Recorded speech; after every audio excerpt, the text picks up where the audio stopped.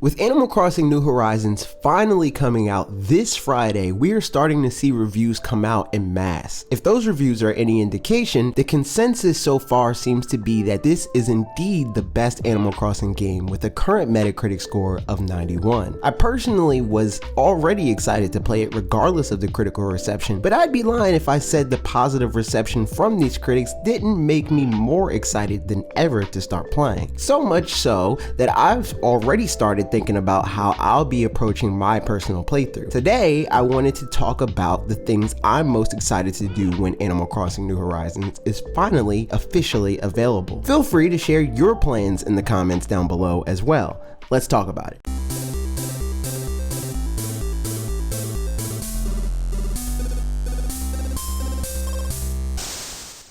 There's two distinct possibilities for everyone watching this video. Either you're a really cool subscriber of this channel with the notification bell clicked, all uploads enabled, and a few agonizing days left until Animal Crossing New Horizons releases, or you're watching this video late, should subscribe, and join all the other cool kids by clicking the notification bells with all notifications enabled. Regardless of what camp you're in though, I think it's always helpful in simulation games to get ideas on how to tackle your time in them by seeing what other people are doing in their games.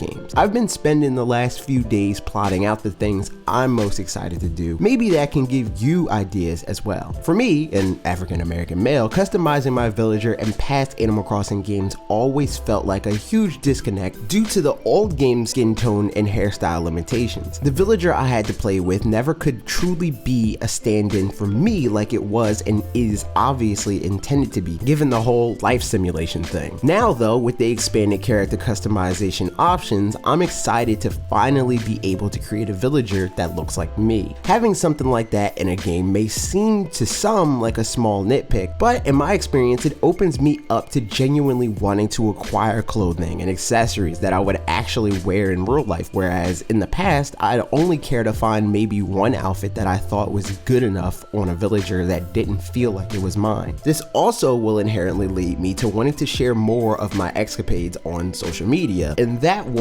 easily add hours, if not full days, that I wouldn't have stuck around for otherwise to my playtime count. To be fair, that's more of a long-term goal than a short-term activity I want to do. I will say I have a basic idea for what my villager will look like at the start of the game. I'm thinking I'll be using the hairstyle that Nintendo uses in the Animal Crossing Nintendo Direct for this islander. It's pretty close to my current real-world hairstyle, so that'll probably be my hairstyle for the foreseeable future in this game.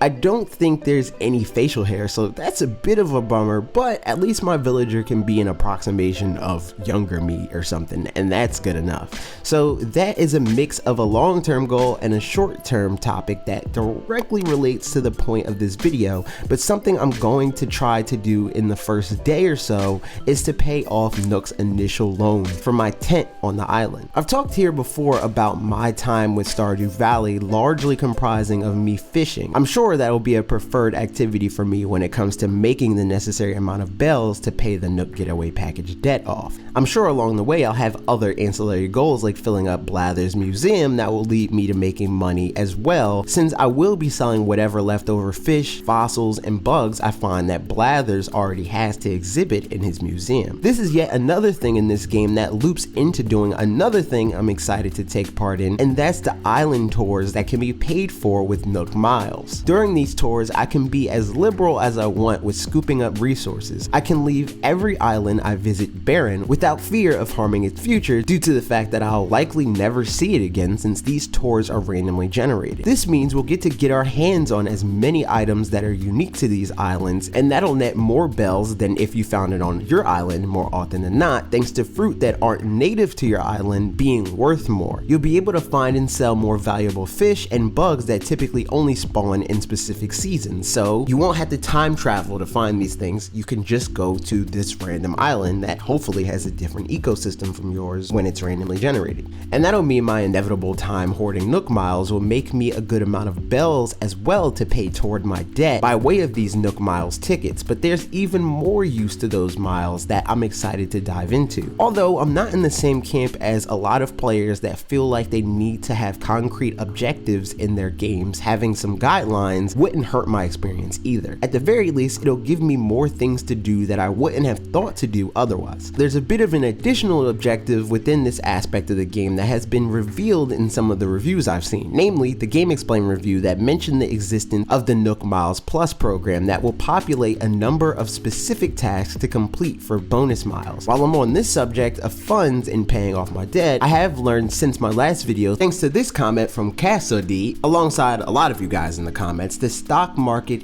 is indeed back in New Horizons. So I will be sure to make as many of my bells from learning and gaming that system as possible, because as I mentioned in that last video, systems like this in all sorts of life sims usually account for a ton of my time in them. New Horizons will likely be no exception. After I get a good amount of bells and upgrades to my house, I'm excited to really start decorating it. I can't say I know exactly how I want to decorate it just yet, but one goal I do have is to make a room that emulates a studio for creating things that's similar to one I'd like to build in real life one day. I have a lot of passion for creative fields, so representing that in a game like this just makes sense to me. In a similar vein, I'm excited for my island to be in a place where I can begin to customize that as well. I'm hoping I can make it into something resembling a vibrant city, as that's the environment I prefer to be in real life as well. It'll be fun seeing it transition from a deserted island to a lively city, so I'm hoping that goal is realizable here in a real way. On the note of that, I'm also excited to do whatever's necessary to unlock more facilities for buying clothes, accessories, a Roost Cafe or Club LOL equivalent so I can hang out with special in-game villagers and maybe work part-time at a restaurant and drink coffee like I've never done in real life, as well as, and probably especially, discovering whatever unique facilities will be unique to New Horizons. And this goes for all the public works projects, or more accurately, New Horizons equivalent for public work projects.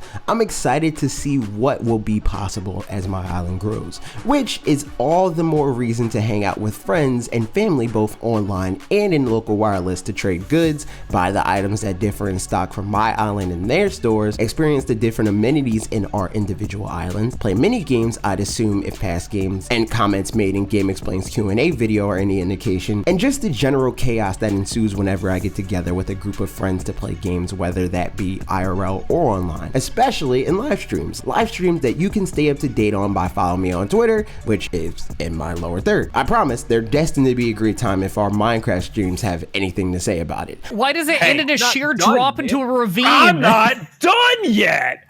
Could you come back later? Jesus Christ, there's no respect. Also, while I'm plugging things, I do plan to play this game online with people in our supporter channel and our Discord. That sounds interesting to you, I suggest going over to our Twitch channel and hitting us up with a Twitch Prime sub or clicking the join button on our YouTube channel, but I digress. I'm excited to experience the New Horizons events of all sizes, from the intimate affairs like Islander birthdays to slightly bigger events like bug and fish catching contests, to what I assume will be relatively grand events like the downloadable seasonal events we're set to get from Nintendo in the near future. These will be fun both alone and in multiplayer like I mentioned before as well, so that's another layer in my interest in spending my time playing this game with friends and family. Since these are downloadable, in the long term I'd be interested in capturing these to see the differences from year to year, to see if there's major benefits in the live update model in New Horizons. That'll inevitably turn into another Animal Crossing video on this channel. On the topic of events, sort of, making them downloadable kind of waters this down a bit, but I'm interested in experimenting with time travel a bit now that we know that time traveling is possible in New Horizons. I've never been the type to mess with this in the past, but I can say seeing so many people clamor for it in the lead up to New Horizons has piqued my curiosity, so at least in the beginning I'm interested in messing around with it. At least until I start to get the urge to actively play other Switch games. I can see it becoming annoying to manage if the main game I'm playing isn't New Horizons anymore. Finally, I mentioned this before, but I'll also be spending a good amount of my time experimenting with the camera Nook phone app as well as Photopia for thumbnails, assuming you guys are down to see more Animal Crossing videos after the game is finally available for all to play. Let me know in the poll above if that's something you'd like to see. And with that, those are the things I currently have on my agenda for my Animal Crossing New Horizons playthrough. I hope you enjoyed this video and are staying safe, chilling out, watching things to keep sane in all of the current chaos. I appreciate you guys. With that said, I'd also appreciate it if you guys checked out some of our other videos here on this channel channel if you're in need of more entertainment. We have a ton of Animal Crossing content to keep you occupied, and if it's your thing, a ton more videos about the rest of Nintendo's franchises. Don't forget to subscribe and ring the bell so you can be notified when we upload new videos like this every Tuesday and Thursday at 4 p.m. Eastern Time. Okay, that's it for me. See you next week.